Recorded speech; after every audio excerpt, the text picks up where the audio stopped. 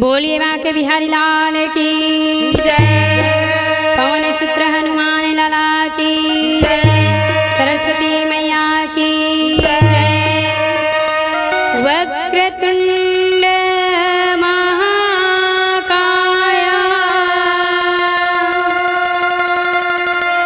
सूर्यकोटि समप्रभा निर्विघ्नं कुरु मे देव सर्वकार्येषु सर्वदा सर्वकार्येषु सर्वदा। बोलिए बांके बिहारी लाल की जय। सरस्वती मैया की जय। मैं तो सारा देश से मनाओ हो गणपति के जी। गणपति के हो गणपति भाई। मैं तो सारा देश से मनाओ हो गणपति के जी। गणपति के हो गणपति भाई। मैं तो सारा देश से मनाओ हो गणपति के जी। गणपति के हो गणपति भाई। मैं तो सारा देश से मनाओ हो गणपति के जी। गणपति के हो गणपति भाई। मैं तो सारा देश से मनाओ हो गणपति के जी। गणपति के हो गणपति भाई। पहली बंदा सरस्वती ला दूसरे में गणपति हो गणपति जी गणपति भाई।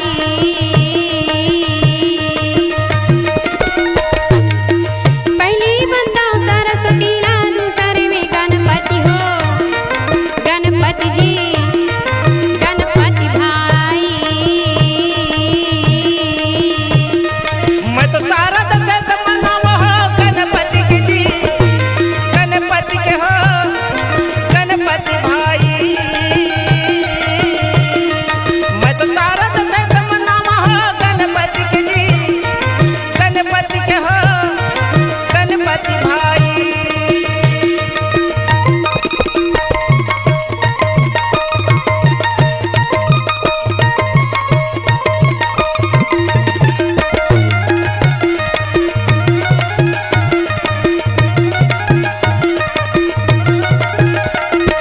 मैं तो सारा देश से मनाओ हो गणपति के जी। गणपति के हो गणपति भाई।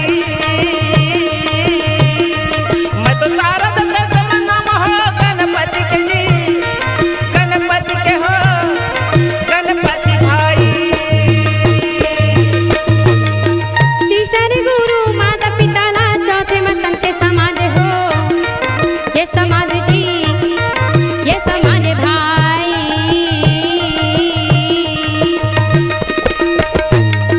तीसरे गुरु माता पिता ला चौथे में संत समाज हो। ये समाज जी ये समाज भाई। मैं तो सारा देश से मनाओ हो गणपति के जी। गणपति के हो गणपति भाई।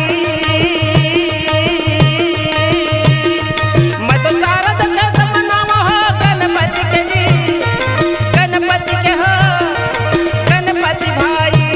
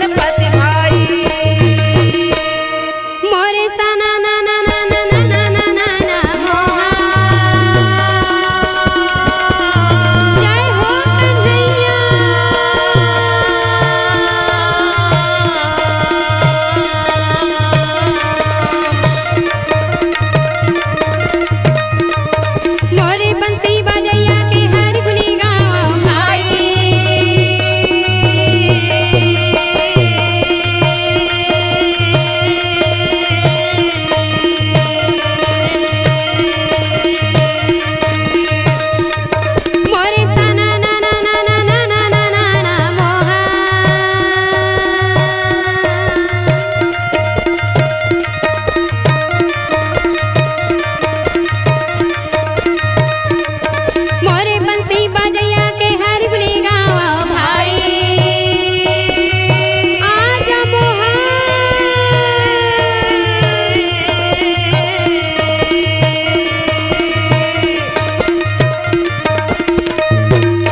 आके सभा मला जे बचावेगा मोरे भाई आके सभा में बिगड़ी बनावेगा मोरे भाई आके सभा में लाजे बचा देगा मोर भाई आके सभा में बिगड़ी बना देगा मोर भाई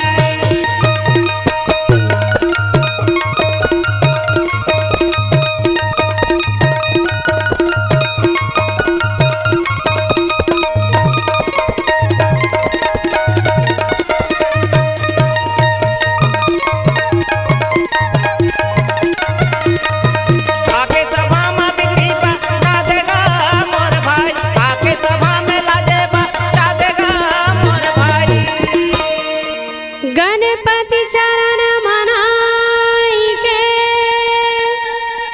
व्यास देव धरि ध्यान द्रोण पर्व भाषा रचेऊ सबल सिंह चौहान सबल सिंह चौहान मोरे रामा सबल सिंह चौहान सबल सिंह चौहान मोरे रामा सबल सिंह चौहान सिया रामचंद्र के भजन करो रे भाई मानुषी तन छोला बार बार नहीं आई मानुषी तन छोला बार बार नहीं आई सिया रामचंद्र के भजन करो रे भाई मानुषी तन छोला बार बार नहीं आई मानुषी तन छोला बार बार नहीं आई मानुषी तनि चोला बारे बारे नहीं आई मानुषी तन छोला बार बार नहीं आई बोलिए माँ के बिहारी लाल की जय भैया रामे रामे रामे रामे गा रामे भाई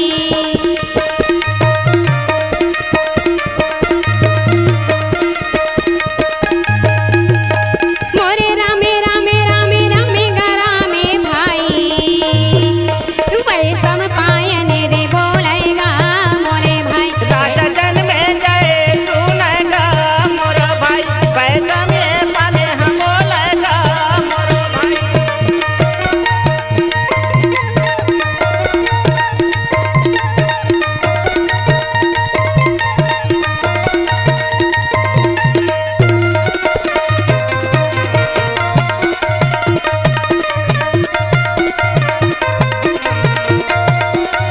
पैसा में पाने हम बोलेगा मोर भाई राजा जन में जय सुनेगा मोर भाई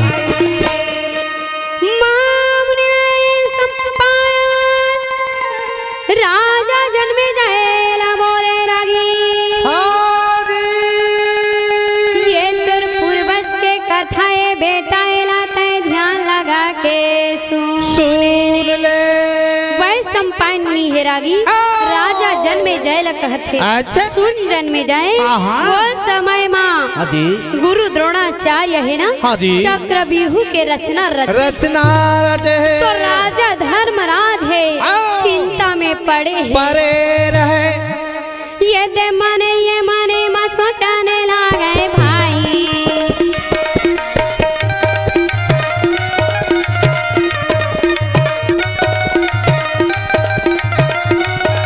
ये दे धरा मेरा जे है गुनाने लागे भाई कैसे मैं कराऊं बोलेगा मोरे भाई सवेरा जाला कैसे पूछेगा मोरे भाई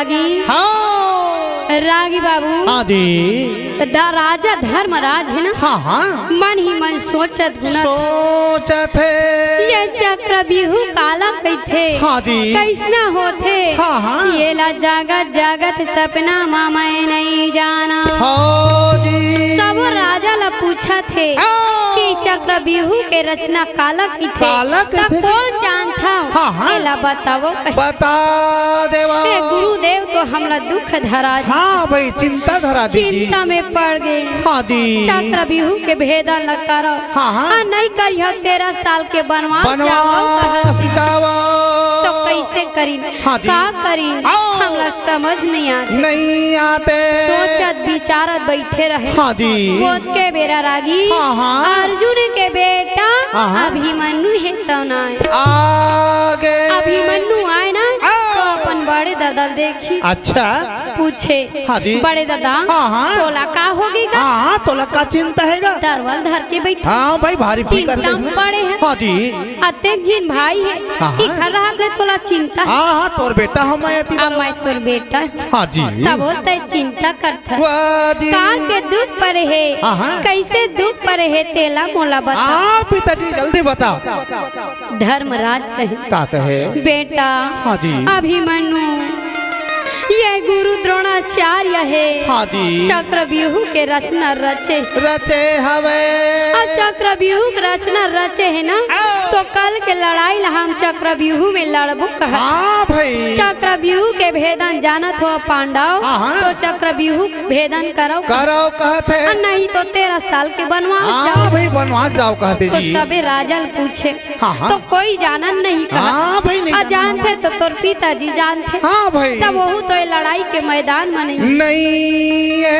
अब हमन तो जानन नहीं हो जी रागी बाबू आओ। राजा धर्मराज कहे का कहे जी बेटा हाँ हाँ यही हमला दुख लागत हाँ भाई चिंता लागत है। भारी चिंता है जी ये शरीर के दुखला काला का होला लागते तन के दुखला काला का होना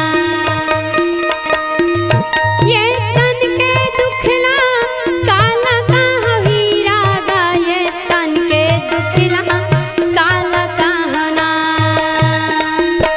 ए भैया लागे है करे जीवा म पीड़ा ये दीदी लागे है करे जीवा म पीड़ा ये तन के दुखला काला कहना ए भैया लागे है करे जीवा म पीड़ा शरीर के दुखला काला कहना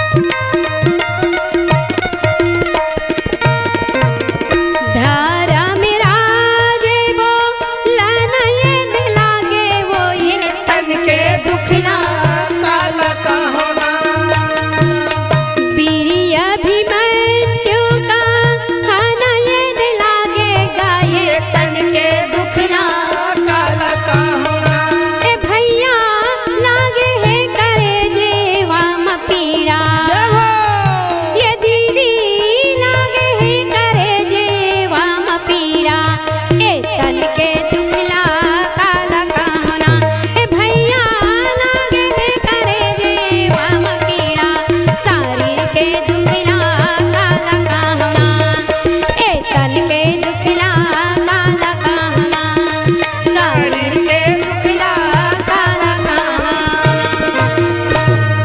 बेटा आओ यही में हमला दुख लागत बहुत दुख लागत है हीरा तो अभिमन्यु कहे हाँ जी पिताजी हाँ, हाँ। ते दुख झन कर कहे हाँ जी अभिमन्यु कही सुनो तू मेरा जगा व्यूह भेदन की जय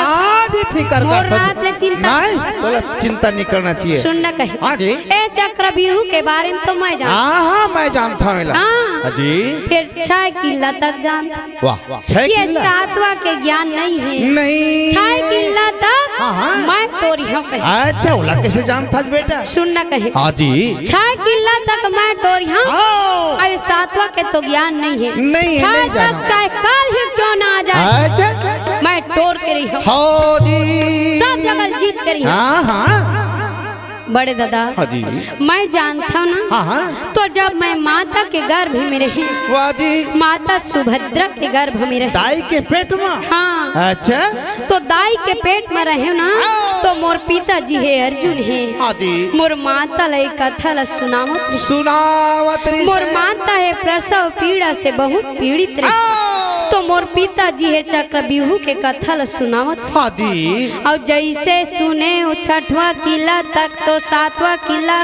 तक के जन्म हो गए तो ज्ञान नहीं है नहीं जानो 7 वाला 7वां किला कथा चालू हो यार इस वैसे हाँ, हाँ। जन्म हाँ जी तबेला नहीं जानो नहीं जानो पिताजी ओला पिताजी तय चिंता झन कर कहे हाँ भाई रागी हाँ राजा धर्मराज है हाँ अभिमन्यु ल कहे हाँ जी बेटा अभिमन्यु हाँ जी। अभी तो तय 15 साल के लड़का है। हवज बेटा तो झन जा बेटा नाम कन्हैया। बार बार मना करे हाँ जी।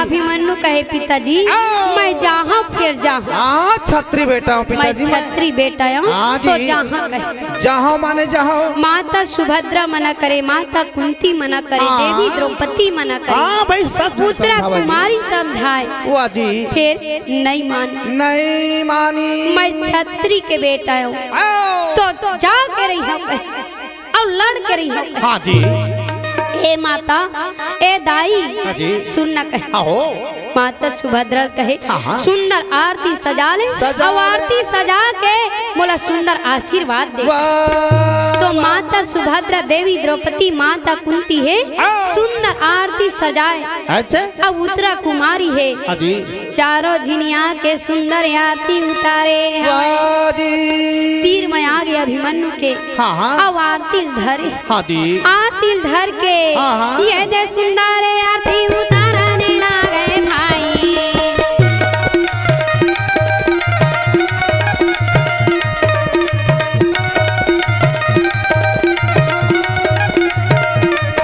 ये दे सुंदर आरती उतारने लगे भाई माला ला कैसे पहनावेगा मोरे भाई माला ला कैसे पहनावेगा मोरे भाई माता सुभद्रा है ना हाँ जी सुंदर विजय माला पहिरा है पहिरा दी अभिमन्यु है माता के सुंदर प्रणाम करे सब पे माता प्रणाम करे प्रणाम करी जी अब उत्तरा कुमारी है हाँ, हाँ। अपन पति देव के प्रणाम अच्छा अभिमन्यु के प्रणाम करे हाँ हाँ तो रागी हाँ जी ओत के बेरा न हाँ हाँ एक माया के ब्राह्मण है तो अच्छा माया के ब्राह्मण के हाँ जी सब वीर प्रणाम करे जय हो अभिमन्यु प्रणाम करे प्रणाम करी जी तो माया के ब्राह्मण कहे का कहे अभिमन्यु आओ तय लड़ाई के मैदान में जात है हाँ हाँ जात हसगा तो सुनना हाँ जी तय मोला कुछ दान दे के जा आओ जी अभिमन्यु कहे हाँ हाँ ब्राह्मण देव आओ मैं तो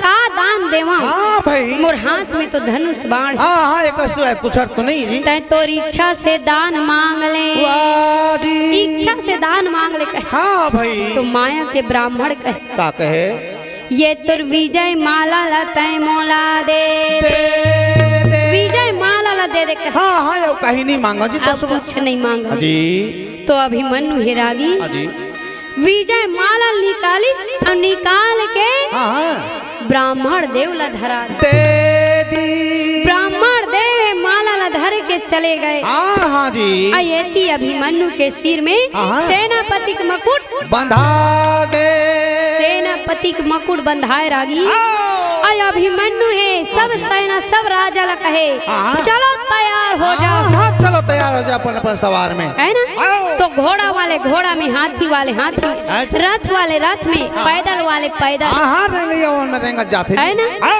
तो रागी जी सुंदर सजे और वाह। सज धज के हाँ हाँ लाड़क मैदाने लाड़क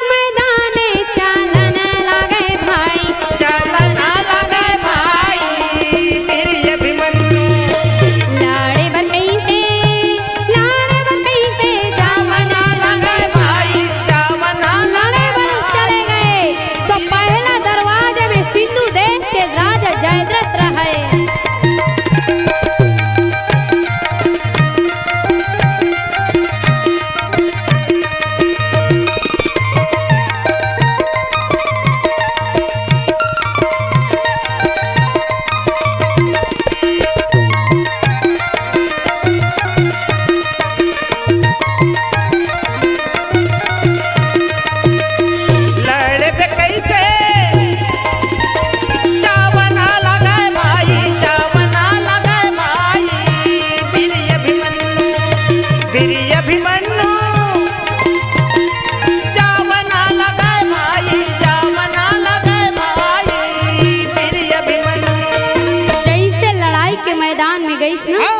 तो रागी पहला दरवाजा में सिंधु देश के राजा जयद्रथ खड़े रहे। सेनापति के मकुट अभिमन्यु के सिर में बंधा है। जयद्रथ देखे अभिमन्यु ला कहे का कहे अभिमन्यु बाला अजी तय आगे झन आ कहे झाना बाबू काबर ये चक्र भी हुए अभी तो तय 15 साल के लइका तय नहीं जाना तो तय में लड़े बर झना वाजी तोर पिताजी कहाँ गए तोला भेजे भाई कहाँ अर्जुन कहे वाजी जा वही ला भेज जगह लड़ी तो कहे हो जी अभिमन्यु कहे जयद्रथ तय सब ला जाना था और जानबूझ के मोला पूछता भाई मोर पिताजी कहाँ है तो सुन कहे सबसे पहली मोर से लड़ और बाद में मोर पिताजी से लड़ ले बलाले में तोर भुजा में बल है तोर भुजा में ताकत है ना तो सामना कर कहे मोर से लड़ाई हो जाता है यार कहे भैया रामे रामे रामे रामे गा रामे भाई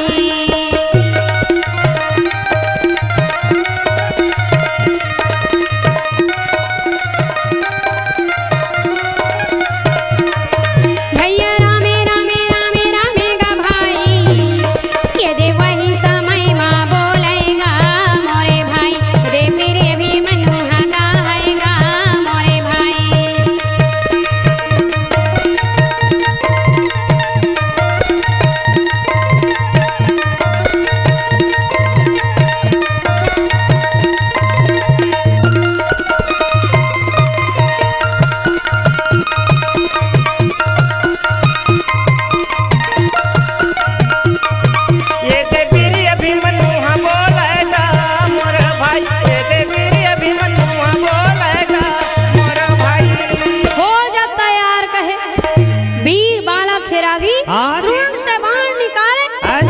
चढ़ा और चढ़ा के बाण छोड़े जयद्रथ के छाती ला पड़े हवाई तो जयद्रथ धरती में गिर गए अब मूर्छा हो गए भाई तबे पीरे बालक हरे भैया गा इधर जावाने ला गए भाई जब पीरे बालक भैया गा कैसे बढ़ाना ला गए भाई ये दे दूसरा दरवाजा भैया गा वो तो जावाने ला गए भाई ये दे दूसरा दरवाजा भैया गा मोरे पहुंचाना ला गए भाई दूसरा दरवाजा पहुँचे तो जाके गुरु द्रोणाचार्य के प्रणाम करे जय हो दूसरा दरवाजा में गुरु द्रोणाचार्य रागी सुंदर आशीर्वाद दे गुरु द्रोणाचार्य जय हो गुरु द्रोणाचार्य कहे अभिमन्यु तय तोर माता पिता ला दुख झन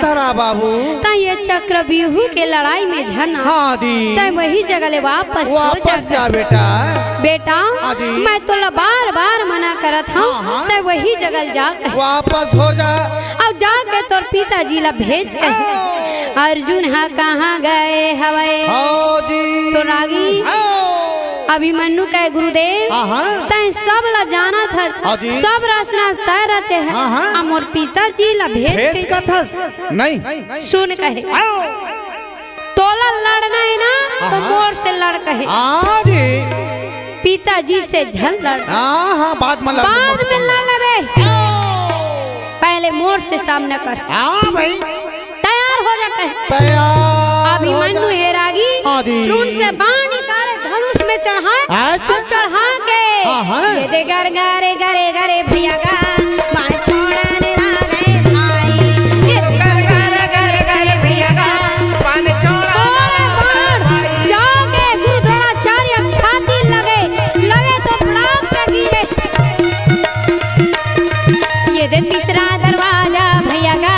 वो तो चावा